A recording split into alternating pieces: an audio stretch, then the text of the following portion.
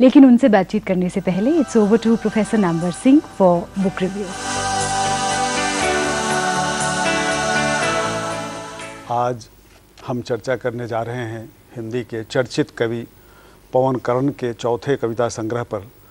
नामवर जी, कहना नहीं आता, हालांकि इन्हें कहने आता है काफ़ी कुछ, और ये चौथा संग्रह है और इसमें कुछ अलग तरह की प्रेम कविताएं हैं। इसके पहले उनका संग्रह था स्त्री मेरे भीतर जी, दूसरा संग्रह, और उसने ध्यान आकृष्ट किया था। उसके बाद बीच में एक वो आया था अस्पताल में टेलीफोन। हाँ, अस्पताल में, जहाँ एक और स्त्री मेरे भीतर में स्त्री पर ध्यान था।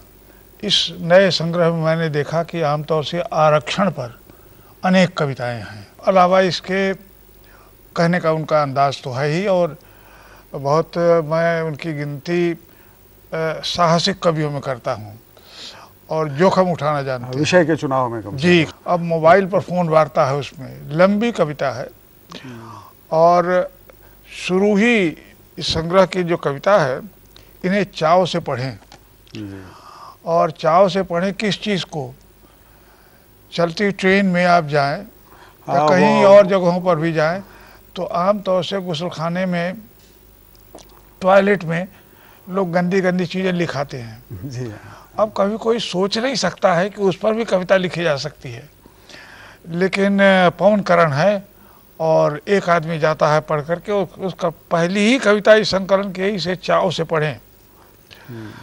और जा करके एक आदमी देखता है, लौट आता है, फिर दूसरा जाता है, तीसरा आता है, इस पूरी चीज़ पर कविता लिखी है। लेकिन अधिकांश जो दूसरी कविताएं हैं, एक लंबी कविता है जिसकी ओर आपने इशारा किया, और वह है मोबाइल। 5 प्रेम कविताएं हैं। उसके बाद दूसरी कविता है आरक्षण गली अति साकरी। अब हमारे यहाँ कविता में है कि प्रेम गली अति साकरी जामे दोनों समाए। अब आरक्षण पर टिप्पणी करते हुए, खिलाफ नहीं आरक्षण के, लेकिन जिस तरह से आरक्षण आजकल आपद धर्म बन गया है, तो उसने दोनों पक्षों को रखा है कि एक जो उस वर्ग से आता है वो उसके पक्ष में है, और लड़की जो उस वर्ग से नहीं आती उसका विरोध करती है, फिर भी ये प्रेम है बचा हुआ है। और इस कविता का अंत होता है कि आरक्षण को लेकर उसके भीतर से बहकर बाहर निकलती नफरत में से कई दफ़े उड़ते उड़ते बचता हूँ, अब भी बचता हूँ, बचते हुए जरा कबीर के कहे को इस तरह कहना नहीं भूलता कि आरक्षण गली अति साकरी जामे प्रेम फंस जाए। जी, जामे दो न समाए की जगह इन्होंने कहा जामे प्रेम फंस जाए। एक कविता उनकी पहले हम देख लें, छोटी सी कविता है। भागती हुई पीठें अपना पीछा करने वालों के चेहरे देख रही हैं। उन्हें छेद कर रख देने वाले अंतर का कम होना तेजी से कर रही हैं वे महसूस। अपना पीछा करने वालों के आगे वे कतई भागना नहीं चाहती। इस वजह से बहुत बदनाम होली वे अब तक। भागता कोई और है और बदनाम वे होती हैं। भागता कोई और है और बदनाम वे होती है। मुहावरा जो मुहावरा है, उस मुहावरे का इस्तेमाल इस कविता में किया है। एक उनकी ऐसी ही लंबी कविता है, उस फोटोग्राफर का नाम पता करो,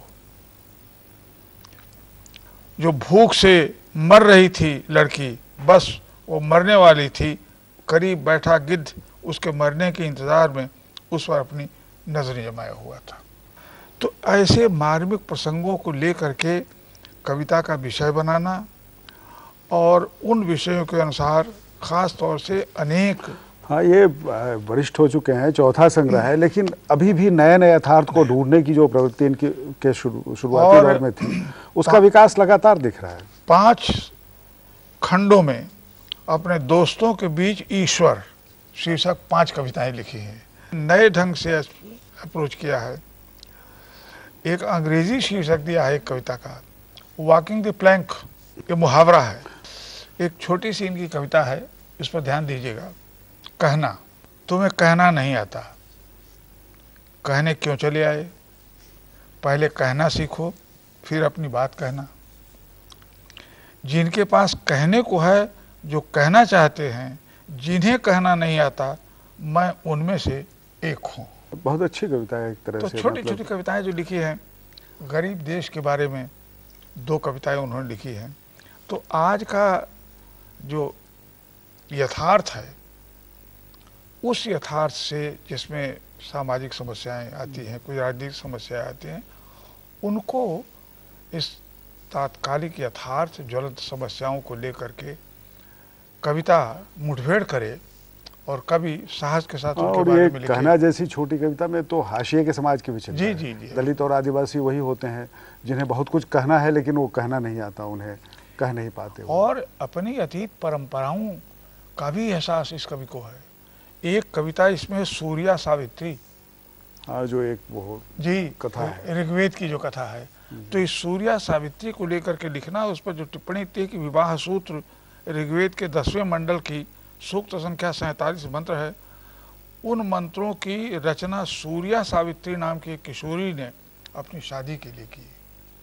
कहाँ किस कवि का ध्यान ऐसी वस्तु हाँ, पर और जाए। फिर उसने पिता के द्वारा इच्छित वर को अस्वीकार कर दिया, इसलिए वो लोग उसकी चर्चा नहीं करते। तो इस तरह से आज की विसंगति पर भी ये टिप्पणी करती है कविता। इसलिए आज की विसंगतियों पर टिप्पणी करने के लिए ऋग्वेद तक की दौड़ करना और वहाँ से स्रोत ले आकर के करना।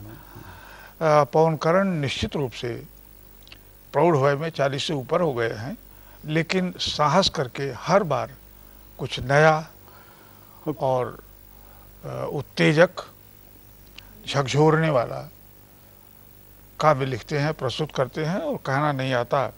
इस बीच के मेरी नज़र में महत्वपूर्ण कविता संग्रह और में वो इसका है कि नए यथार्थ को लगातार उद्घाटित करते रहना, ये पवन करण का काम रहा है कविता के भीतर। और आपने इस यथार्थ को उनके नए उद्घाटित करने की उनकी क्षमता को इस समय उद्घाटित किया हम लोगों के बीच में, इसके लिए आपको बहुत बहुत आपको भी।